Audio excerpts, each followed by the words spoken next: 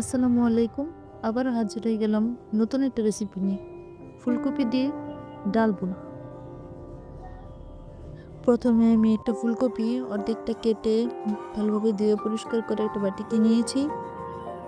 এবার কিছুটা ডাল পানিতে ধুয়ে পরিষ্কার করে অন্য একটা বাটিতে নিয়ে নিলাম।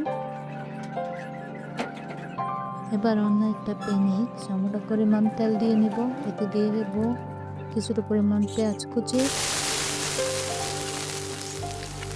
আর দিয়ে দেবে 1 চামচ হলুদ গুঁড়ো, 1 চামচ মরিচের গুঁড়ো, 1 চামচ ধনে গুঁড়া। তাতে দিয়ে দেবো 1 চামচ পরিমাণ জিরা বাটা আর 1/2 চামচ রসুন পেঁয়াজ বাটা দিয়ে তাতে সামান্য পানি দিয়ে ভালোভাবে নেড়ে ধুয়ে রাখা ডালগুলো দিয়ে ভালোভাবে কষিয়ে দেবো। তাতে দিয়ে দেবো 2-3টে তেজপাতা, 1 চামচ লবণ দিয়ে ভালোভাবে নেড়ে কিছুটা পরিমাণ পানি দিয়ে দেবো।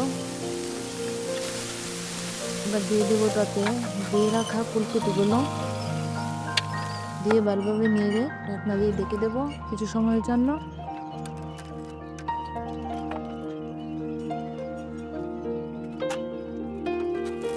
এবার অন্য একটা প্যানে সামান্য পরিমাণ তেল দিয়ে দিয়ে দেবো 4-5টা শুকনো মরিচ, আর দিয়ে দেবো সামান্য পরিমাণ রসুন কুচি,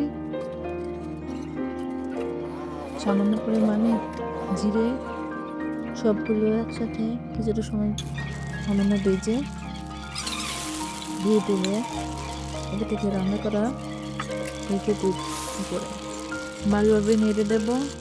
কিছু সময় পর পানিটা এভাবে শুকিয়ে আসলে নামিয়ে নেব। অন্য একটা বাটিতে তৈরি হয়ে গেল মজাদার ফুলকপি দিয়ে ডাল।